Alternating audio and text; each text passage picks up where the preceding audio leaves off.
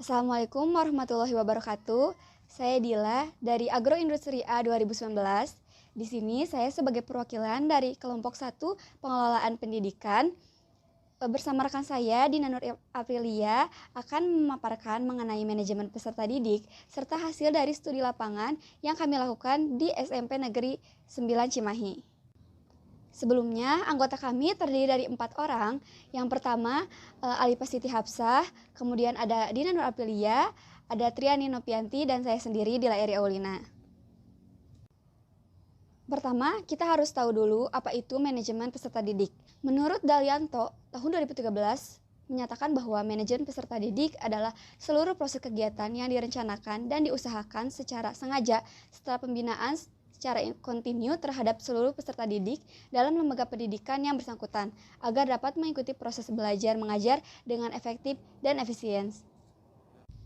Selanjutnya ada fungsi manajemen peserta didik. Fungsi manajemen peserta didik adalah sebagai sarana bagi peserta didik untuk mengembangkan diri seoptimal mungkin baik individu, sosial, aspirasi, kebutuhan, dan potensi lainnya. Selanjutnya ada tujuan dari manajemen peserta didik. Tujuan manajemen peserta didik adalah mengatur kegiatan peserta didik agar menunjang proses belajar mengajar di sekolah dalam pencapaian tujuan sekolah dan tujuan pendidikan yang optimal. Untuk mewujudkan tujuan tersebut, sedikitnya memiliki 3 tugas utama yang harus diperhatikan, yaitu yang pertama, penerimaan peserta didik baru, yang kedua, kegiatan kemajuan belajar, dan yang ketiga, pembimbingan pengembangan minat dan bakat. Selanjutnya ada prinsip manajemen peserta didik. Prinsip manajemen peserta didik yang kelompok kami ambil yaitu bersumber dari Kementerian Pendidikan dan Kebudayaan tahun 2013. Ada 7 poin. Yang pertama, manajemen peserta didik dipandang sebagai bagian dari keseluruhan manajemen sekolah. Yang kedua, segala bentuk manajemen peserta didik harus ditujukan untuk mengembang visi pendidikan dan dalam rangka pendidik peserta didik. Yang ketiga, kegiatan manajemen peserta didik harus diupayakan untuk mempersatukan peserta didik yang mempunyai berbagai ragam latar belakang dan banyak perbedaan. Yang keempat, kegiatan peserta didik harus dipandang sebagai upaya pengaturan terhadap pembimbingan peserta didik. Yang kelima, kegiatan manajemen peserta didik harus mendorong dan memacu kemandirian peserta didik. Yang keenam, manajemen peserta didik harus fungsional bagi kehidupan peserta didik baik di sekolah terlebih di masa yang akan datang. Dan yang ketujuh, penyelenggaraan manajemen peserta didik mengakui karakteristik peserta didik antara lain intelektual, minat, bakat, kebutuhan pribadi, pengalaman, dan keadaan fisik. Pendekatan dalam manajemen peserta didik. Pendekatan tersebut terdiri dari pendekatan kuantitatif, pendekatan kualitatif, dan pendekatan terpadu. Ruang lingkup manajemen peserta didik. Ruang lingkup manajemen peserta didik menurut Imron terdiri dari perencanaan peserta didik, penerimaan peserta didik baru, orientasi peserta didik, mengatur kehadiran dan ketidakhadiran peserta didik, lalu pengelompokan peserta didik, lalu mengatur evaluasi, mengatur kenaikan tingkat peserta didik, mengatur peserta didik yang mutasi dan drop out, lalu kode etik, pengadilan, hukuman, dan disiplin peserta didik. Adapun ruang lingkup menurut Sururi yang terdiri dari analisis kebutuhan peserta didik, rekrutmen peserta didik, dan seleksi peserta didik. Orientasi peserta didik yaitu kegiatan penerimaan peserta didik baru dengan mengenalkan situasi dan kondisi lembaga pendidikan atau sekolah. Lalu penempatan peserta didik yaitu pengelompokan dalam kelompok belajar peserta didik sebelum mengikuti pembelajaran. Lalu pembinaan dan pengembangan peserta didik. Lalu pencatatan dan pelaporan yaitu kegiatan pencatatan dan pelaporan peserta didik dimulai dari sejak peserta didik diterima di sekolah tersebut sampai mereka lulus atau tamat sekolah di sana. Lalu kelulusan dan alumni. Proses kelulusan adalah kegiatan paling akhir dari manajemen peserta didik. Lalu ada ruang lingkup menurut Sudrajat. Pertama, perencanaan peserta didik yang terdiri dari analisis kebutuhan peserta didik, lalu rekrutmen peserta didik, seleksi peserta didik, orientasi peserta didik baru, lalu penempatan peserta didik, dan pencatatan pelaporan peserta didik. Lalu selanjutnya, pembinaan peserta didik.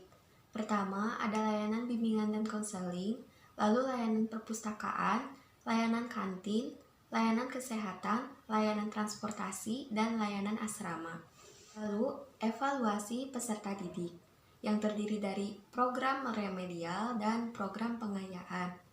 Lalu selanjutnya ada mutasi peserta didik. Secara garis besar, mutasi peserta didik ini diartikan sebagai proses perpindahan peserta didik dari sekolah satu ke sekolah yang lainnya. Lalu, ada penyelenggaraan layanan khusus. Layanan khusus di sekolah adalah penataan semua sumber baik manusia maupun non-manusia dalam rangka penyelenggaraan layanan khusus kepada peserta didik guna mencapai tujuan lembaga atau sekolah secara optimal. Nah, layanan khusus ini terdiri dari layanan bimbingan konseling, layanan perpustakaan, dan layanan kesehatan. Baik, selanjutnya kami akan memaparkan mengenai hasil dari studi lapangan yang telah kami laksanakan di SMPN 9 Cimahi. SMPN 9 Cimahi berlokasi di Jalan Mahar Martanegara nomor 206 RT 6 RW 3, Kecamatan Cimahi Selatan, Kota Cimahi, Jawa Barat. Studi lapangan ini menggunakan metode wawancara dengan narasumber Wakasek Kesiswaan SMPN 9 Cimahi, Bapak Catur Sunuwadi Sukiyadi, SPD. Selanjutnya ada profil dari peserta didik SMPN 9 Cimahi. Jumlah peserta didik di SMPN 9 Cimahi berubah-ubah, tidak selalu signifikan setiap tahunnya. Hal tersebut disesuaikan dengan kondisi pendaftaran. Pada tahun ini, SMPN 9 Cimahi menerima peserta didik paling banyak dibandingkan dengan tahun-tahun sebelumnya, yaitu sebanyak 438 siswa, tahun sebelumnya yaitu 411 siswa, dan 2 tahun sebelumnya yaitu 427 siswa. Wawancara yang kami lakukan mencakup 10 subbidang garapan mengenai manajemen peserta didik.